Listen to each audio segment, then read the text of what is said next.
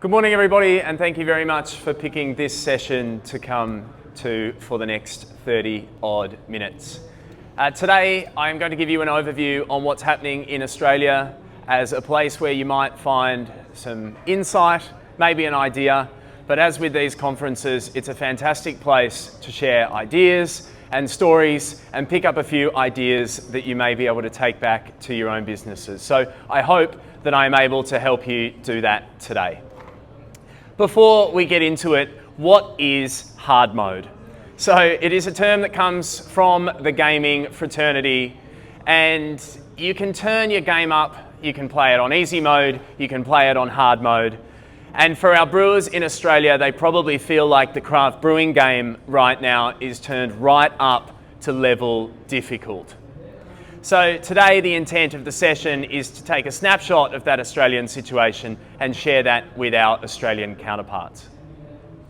Before I go any further, who am I to be telling this story? I have spent my career in the Australian beverage industry for the last 15 years. I have worked with Red Bull in the energy drinks category in sales and marketing roles and had some great fun there.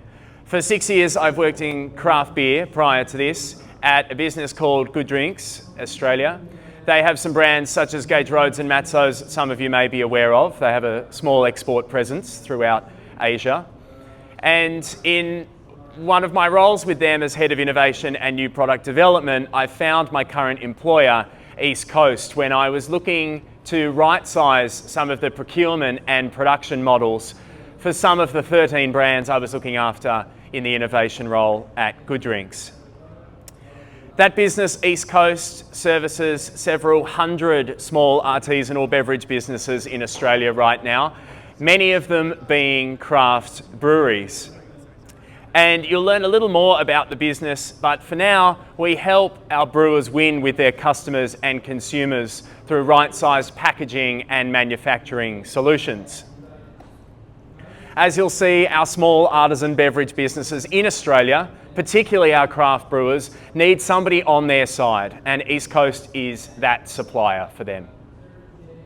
I've broken today into two parts. The first section, we will have a look at setting the scene in Australia. For some of you, you may be familiar with the Australian market, or it may be one that you're not intimately familiar with, but you're here to get a bit more of an understanding. So can I take a poll in the room with hands up? Who does keep an eye on the Australian industry, beer industry, craft beer industry? Maybe 5 or 6 hands. It's probably 10, 15% of the room. So that's great. Don't worry though, because if you don't, which is most of you, we're going to jump on a plane now and take a helicopter view all through the Australian industry. Before I then move to some more positive discussions on what some of our clients at East Coast are doing in the trying times. All right, let's get into having a look at the Australian setting. So we'll start with our consumers. Without our consumers, we don't have anybody buying our products and we'd be in a very tricky place. So the Australian consumers, how are they currently feeling right now? Well, their behaviour has shifted since the COVID years. Our Australians are known around the world as loving a drink and being a fairly jovial bunch, but we are starting to see moderation creep into the Australian consumers' habits. We drank a lot during COVID, and so moderation is starting to creep in, and we're seeing our Australian consumers consume less alcohol, less beer in general, and unfortunately a bit less craft beer as well. They've also, the Australian consumer, got a little bit less money to play with in their pockets. Our Reserve Bank during COVID went as far as to say that the lowest interest rates of almost all time would probably stick around until 2024, and that statement aged terribly when well before 2024 there were multiple interest rate increases, and most of Australians share those bank loans for their homes with their banks. So they're now paying a lot more of their income back to the bank to afford their house. So much less now left in their pocket to be purchasing discretionary items like craft beer. We're also seeing our consumers stay home a little more, or what we're calling trading in. So that means that while consumers are at home, maybe spending time with family, perhaps they're just on the couch watching the news or the television, those occasions now where they may have commanded some drinking in the past aren't so much. They're not drinking before going out, they're not drinking before going to sport, they're not drinking before heading out on the town because they're just sticking around home. So we are seeing that having an impact on our consumers as well. And lastly, beer has a challenging perspective and image with our younger consumers. Beer might put on some weight for you, it might make you do silly things, it's probably what your dad drank, and so our younger consumers are seeing all of those things and saying, well, I want to look really good on TikTok, and maybe beer's not the first thing that I'd be doing if I wanted to do that. So that challenging relationship is playing out with our younger demographics as well. Now, looking at our retailers, they're a key gateway to reaching those consumers. Those retailers, unfortunately, are challenged as well. They're seeing less people in store. When they are in store, they're buying less, and those trips to store are less often. So for them, they're pretty much treading water. The fridges aren't made of rubber either, and where Australian retailers have had a really positive appetite for new core range and limited release products, we are starting to see that taper off a little bit. Of course, the phrase, our fridges aren't made of rubber, is a common one selling into our retailers. And we have seen displays for limited releases or craft beer that were prominent and prolific now starting to dissipate and being given over to other categories in store. In the race for more margin, our retailers are also launching their own craft beers. So where you may have been able to get, 40 or 50% on a single can serve, maybe 30 to 40% on a 4-pack of product, and maybe 20% on a carton of craft beer, our retailers are cutting out the middleman and taking suppliers out of the middle and instead coming up with their own brands of faux craft. Things that look like craft beers but are actually owned by some of the biggest retail businesses in Australia and are then contract manufactured and popped on the shelves at similar or slightly less of the price of what our independent craft beers are sold for. So you can see with our consumers having pressure on their hip pocket but still wanting to be in the craft beer category, they might be trading down to these faux craft brands that they think have heritage and Australian stories, but they've been manufactured by a marketing agency or in-house brand managers to give that effect. And they're actually owned by large retail businesses. And lastly, support local was a huge trend that came out of supporting our small businesses through the trying times of COVID and just after. And while that sentiment hasn't dissipated, we still want to support our small businesses. Our retailers have reduced that support in a big way in their stores. And so we're not seeing those big support local campaigns any further. The trend hasn't evaporated, but a lot of the promotion and the programs have. Let's take a little overview now at some of the numbers. We don't dwell here for too long, but some of you might have come to see some stats. And so I will share those with you now. Looking at our dollars growth, our craft beer segment sits as part of total beer, of course, which is our biggest segment of liquor. And you might say that 0.6% growth over 12 months is growth, but I would say that's relatively flat given what we've seen in the past. When we look at our litres of volume, our beer has declined quite significantly, unfortunately, and that represents our Australian consumers drinking less of our beer brands.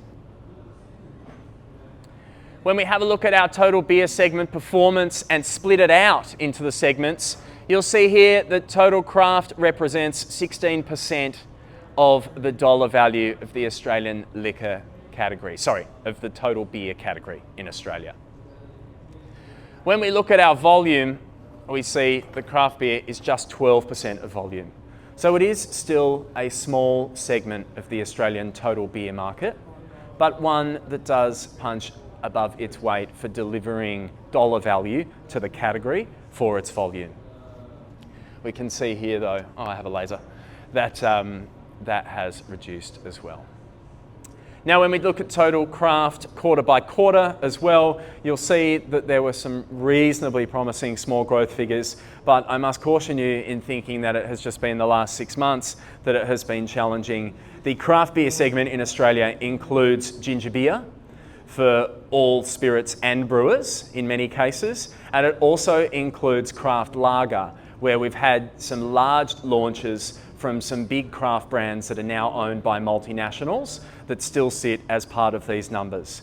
So if we split craft lager and particularly ginger beer, which is a place where there's a lot of innovation in Australia at the moment, we would unfortunately have seen craft beer dip into decline much, much sooner, perhaps even as far back as 2022.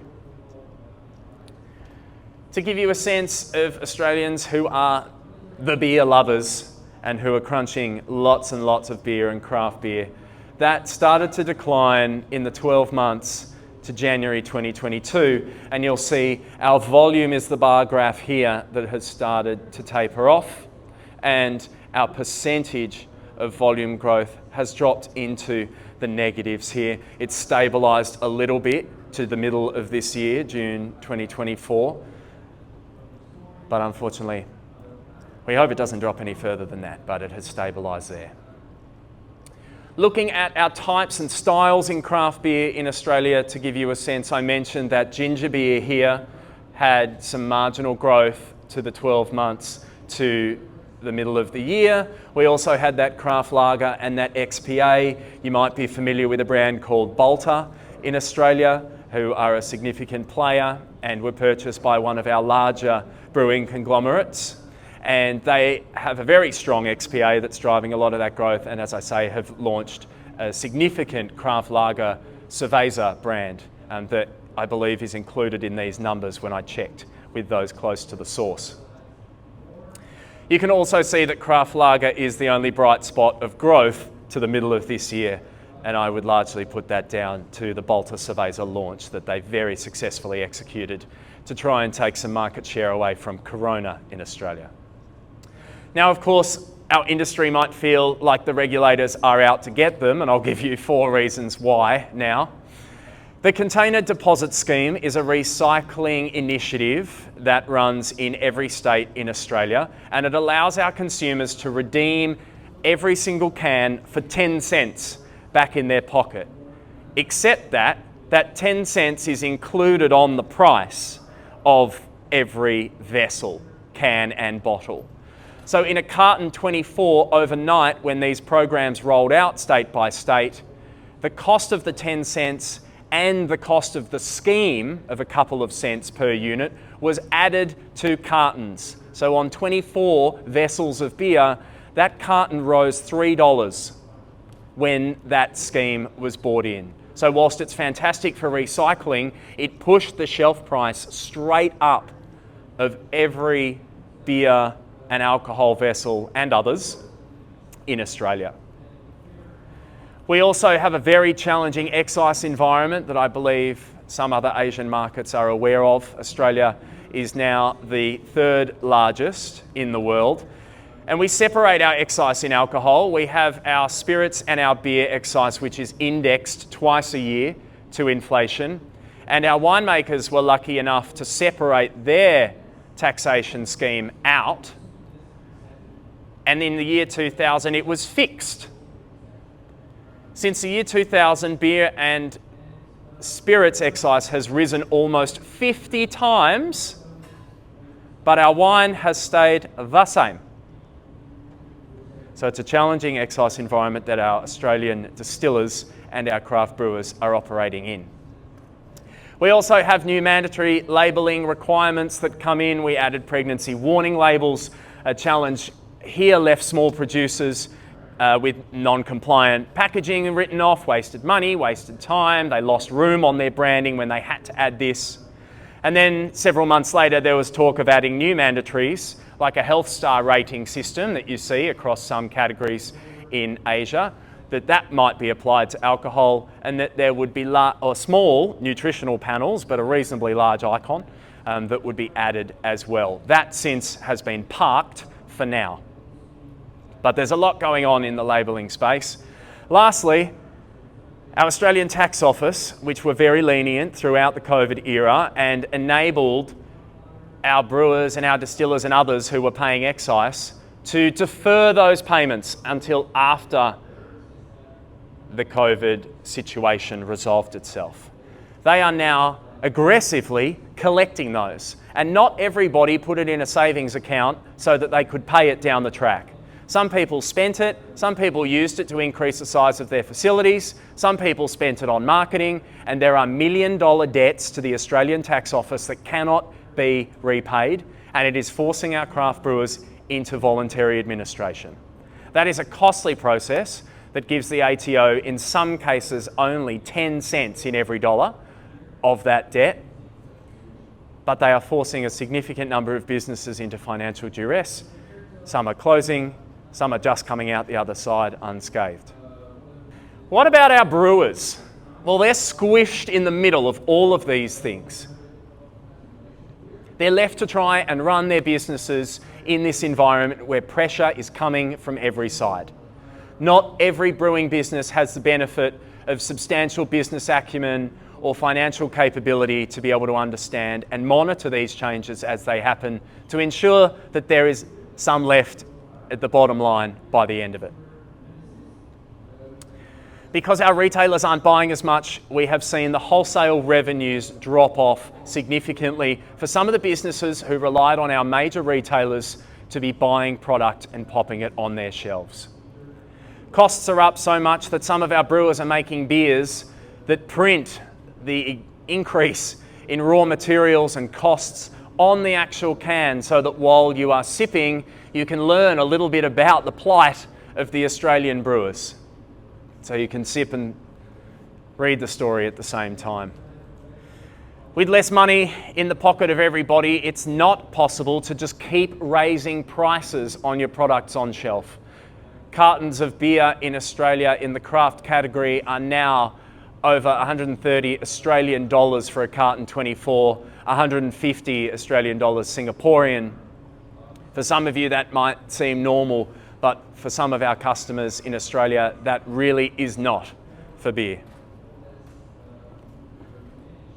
Lastly, we have the media doing their part, not to big up the small businesses and drive support your local and all of those things, but instead they're running headlines like the ABC, our national broadcaster, "Trouble Brewing, Craft Beer Bust."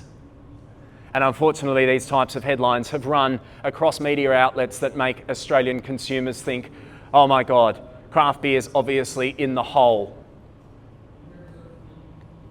As one last little example of our brewers squished in the middle, one of our media outlets, the Crafty Pint, worked with some brewers to understand the changing costs from 2018 to 2023, rising 24% across that time. Yet, the shelf prices were not able to recoup barely 50% of that, with the price at shelf rising just over 11%.